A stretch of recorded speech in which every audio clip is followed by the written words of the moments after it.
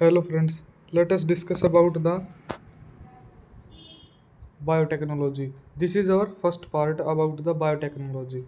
The word biotechnology was first used in 1917 to describe processes using living organism to make a product or run a processes such as industrial fermentations. In fact, biotechnology began when humans started to place their own crops, domesticated animals, ferment juice into wine, make cheese and leaven bread. यानी जो biotechnology word है ये सबसे पहले कब use किया गया था 1917 में। ये किस चीज़ को डिस्क्राइब करने के लिए यूज़ किया गया था? प्रोसेसेस जिनके अंदर लिविंग ऑर्गेनिजम्स का यूज़ होता है नए नए प्रोडक्ट बनाने के लिए और या फिर प्रोसेस को रन करने के लिए। जैसे इंडस्ट्रियल लेवल पर हम फर्मेंटेशन करते हैं, जैसे हम ये जूस से शराब बनाते हैं या फिर ये चीज़ बनाते हैं। ये सब किस चीज़ के? ये बायोटेक्नोलॉजी के एप्लीकेशन। डोमेस्टिक एनिमल्स को डोमेस्टिकेटेड करते हैं, ये सब इसके हैं। प्रेजेंट डेफिनेशन यानी आज फिलहाल के डेफिनेशन है बायोटेक्नोलॉजी की। Any technological application that uses biological systems, living organisms और डेरिवेटिव्स थ्योरी और टू मेक और मॉडिफाई प्रोडक्ट्स और प्रोसेसेस फॉर स्पेसिफिक यूज़। यानी जो बायोटेक्नोलॉजी को मेनली डेफिनेशन क्या है कि कोई भी टेक्नोलॉजिकल एप्लीकेशन जिसके अंदर हम बायोलॉजिकल सिस्टम का यूज़ करते हैं या फिर कोई लिविंग ऑर्गेनिज्म का यूज़ करते हैं या कोई डेरिवेटिव्स थ्योरी या हम किसी प्रोडक्ट को बनाते हैं मॉडिफाई करते हैं, मतलब किसी स्पेसिफिक पर्पज़ के लिए, वो होता है प्लांट बायोटेक्नोलॉजी। एक और डेफिनेशन है इसकी। Plant biotechnology describes a precise process in which scientific techniques are use to develop useful and beneficial plant. यानी ये ऊपर वाली डेफिनेशन है कन्वेंशन ऑन बायोलॉजिकल डाइवर्सिटी और नीचे वाली डेफिनेशन है बायोटेक्नोलॉजी इंफॉर्मेशन। यानी प्लांट बायोटेक्नोलॉजी डिस्क्राइब करती है वो प्रोसेस जिसके अंदर हम साइंटिफिक टेक्निक्स का यूज़ करते हैं डेवलप करने के लिए यूजफुल और बेनिफिशियल प्लांट्स को। अब है हिस्ट्री ऑफ बायोटेक्नोलॉजी। यानी हमारे बायोटेक्नोलॉजी की क्या क्या हिस्ट्री रही है। यानी अर्ली प्लांट ब्रीडिंग। यानी स्टार्टिंग में क्या था कि इंसान जैसे बाहर जंगलों में रहते थे तो उन्होंने क्या किया, उन्होंने ये आसपास ये चीज़ें नोटिस की और उन्होंने कुछ क्रॉप्स को डोमेस्टिकेटेड किया। यानी वो अपने खेतों से, जंगलों से उठाकर उनको खेतों में डोमेस्टिकेटेड किया। Breed plants to further improve desirable characters. यानी वो भी इतने समझदार होते थे कि उन्होंने अपने जो डिज़ायरेबल कैरेक्टर्स हैं उनको इम्प्रूव किया, यानी उनको साथ में यूज़ किया। प्लांट ब्रीडिंग लगभग 12,000 साल पहले स्टार्ट हो गई थी। नेक्स्ट है लगभग 8,000 से 4,000 BC यानी बिफोर क्राइस्ट। तो उसके अंदर क्या था कि bread making wheat grown in Egypt. यानी इजिप्ट के अंदर ब्रेड मेकिंग जो वीट होता है उसको ग्रो करने लगे और जो चाइना है उसके अंदर राइस की कल्टीवेशन स्टार्ट होगी।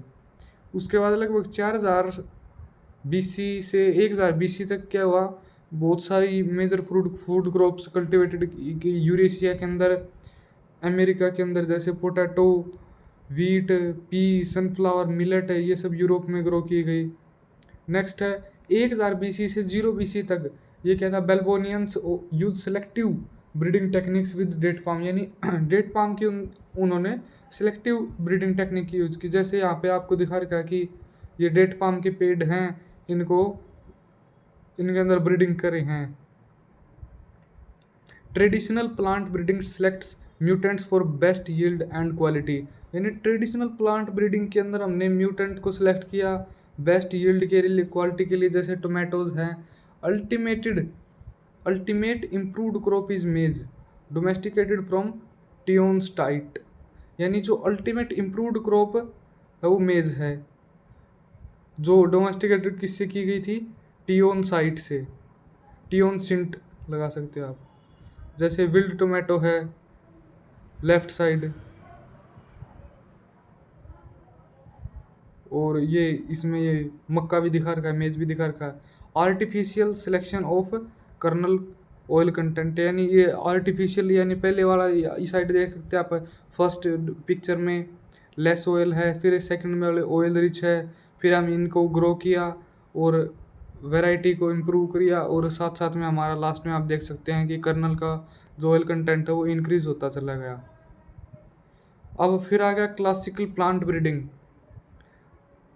The founding of the science of genetics, cross breeding to strengthen traits. यानी ये जेनेटिक्स का एक प्रकार से लगा सकते हैं, मेनली जेनेटिक्स यहाँ से स्टार्ट हो गया था, क्रॉस ब्रीडिंग की भी टेक्निक्स आ गई थी।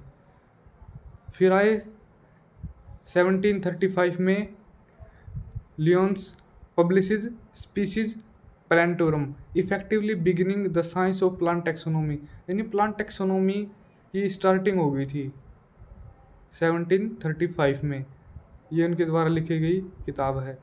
1859 में चार्ल्स डार्विन ने पब्लिश कर दी कौन सी, नेचुरल सिलेक्शन। यानी 1735 में स्पीशीज प्लानेटोरम ये बुक पब्लिश हो गई थी, और फिर 1859 में ये चार्ल्स डार्विन ने अपनी थ्योरी रख दी थी। उसके बाद 1865 में ये हमारे जो जॉन मेंडल साहब आए, इन्होंने लॉज ऑफ इनहेरिटेंस को दिया। ये सब आप हमने बेसिक चीज़ें पहले ही पढ़ चुके हैं, पहले हम जानते हैं इनको 10th क्लास में भी। ये अलग अलग उन्होंने पी के ऊपर वर्क किया।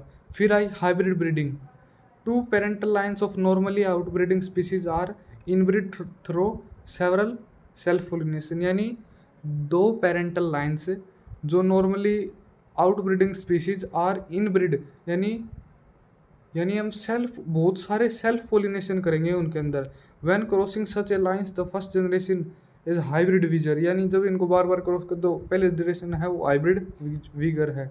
द वीगर जनरली डिसअपीयर और next generation show new serving seeds have to be purchased every year. यानी हमें हाइब्रिड सीड के अंदर बार बार नए नए परचेज करने पड़ते हैं, क्योंकि वो धीरे धीरे डिसअपीयर हो जाता है। Selection operates on desirable not on survival in the wild. यानी जो सिलेक्शन है वो ऑपरेट होता है डिजायरेबल ट्रेड्स के ऊपर, सर्वाइवल इन द विल्ड के ऊपर नहीं होता।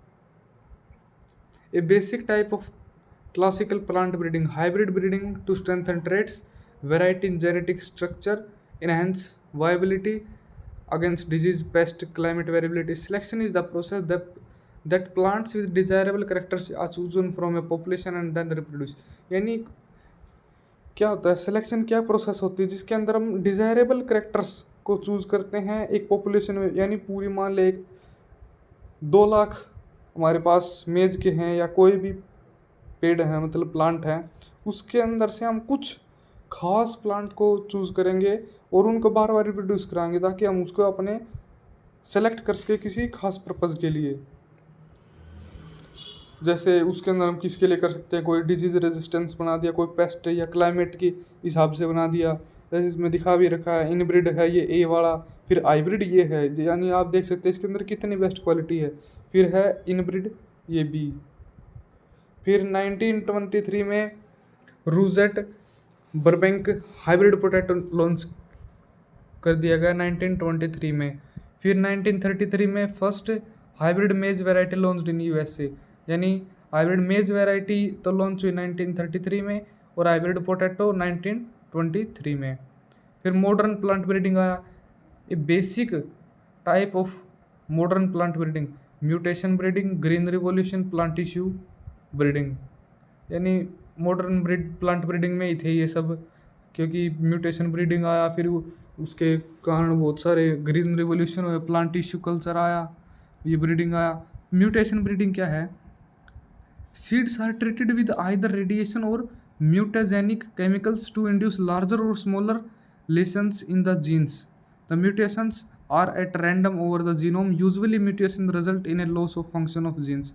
यानी क्या होता है म्यूटेशन ब्रीडिंग के अंदर, हम बहुत सारी रेडिएशन डालते हैं, उसके कारण कुछ चेंजेस आ जाते हैं उसके अंदर, तो उसके अंदर हम देखते हैं कि कौन सा बेस्ट रहेगा। यानी इस पिक्चर में दिखा रखा है, मान लिया हमने रेडिएशन डाला, फिर उसको नेक्स्टली ग्रो किया, तो हमने देखा इनमें से कौन सा अच्छा रहेगा, तो सिलेक्शन हमारा जैसे ये सेकंड वाला सेलेक्ट कर लिया। यानी रैंडम होता है ये सब कुछ, ये नहीं है कि हम कोई भी मान लिया हमने रेडिएशन यूज़ किया और उससे हमें सब कुछ बेस्ट मिल गया, ऐसा नहीं होता। ये रैंडम होता है, वो भी जाए या फिर ना भी हो, बहुत कम चांस होते हैं कि हमें अच्छा मिले प्लांट। या हम केमिकल्स का भी यूज़ करते हैं कई बार इसमें। फिर 1928 Stadler produce mutation in barley, barley के अंदर प्रोड्यूस कर दी गई म्यूटेशन। फिर आया ग्रीन रिवॉल्यूशन, जिसने हमारी पूरे लाइफस्टाइल यानी पूरी दुनिया के अंदर से लगभग भुखमरी को एक अंत करने में इसका सबसे बड़ा योगदान रहा ग्रीन रिवॉल्यूशन का। ये 1960 से 70 के दशक में बहुत ज़्यादा अपने आप पर उस पर था। Green greatly crop yields based on the incorporation of dwarfing genes discovered by Norman Borlaug and widespread use of agrochemicals। यानी बहुत सारे हमारे ग्रीन रिवोल्यूशन का हमारा यील्ड बहुत ज़्यादा बन गई, क्योंकि नॉर्मन ई बोरलॉग थे जो बहुत बड़े साइंटिस्ट थे, इन्होंने ड्वार्फिंग जीन्स को इंट्रोड्यूस कर दिया। और बहुत सारे एग्रोकेमिकल्स का, जैसे आप फर्स्ट पिक्चर में देख सकते हैं, पहले कितनी हाइट वाली वेराइटीज़ होती थी, फिर बाद में ब्रीडर्स ने इनको ड्वार्फिंग जीन इंट्रोड्यूस की और इनकी हाइट को डिक्रीज कर दिया। इससे बहुत सारे अपना भुखमरी मिट गई। नॉर्मन बोरलॉग ने पीस प्राइज को गेन किया 1970 में, जो फादर ऑफ ग्रीन रिवॉल्यूशन भी थे। Plant tissue culture breeding. फिर हमारा plant tissue culture breeding, the process of selectivity mating plants is in aseptic culture, embryo rescue, somaclonal variation, selection, somatic hybrid, generation in haploid. यानी हमने first part में यहाँ तक cover कर लिया है, और सेकंड पार्ट के अंदर हम प्लांट टिश्यू कल्चर ब्रीडिंग से स्टार्ट करेंगे, और सारा ये अपना नेक्स्ट वीडियो के अंदर हमारा कवर हो जाएगा। तो आप इस फर्स्ट वीडियो को पहले अच्छे से कवर कीजिए। Thank you.